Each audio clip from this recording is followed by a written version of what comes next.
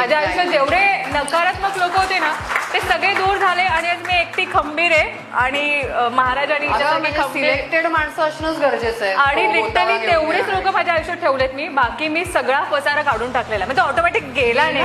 तो जाणारच. पसारा इथे ठेवायला महाराजांना वेळ नाहीये सांभाळायला. त्यामुळे तुम्ही बी अलर्ट. कोणाला इथे राहायचंय त्याने नीट सेवा मध्ये राहा. नाही कधी उडाल कोण काय सांगू शकत नाही.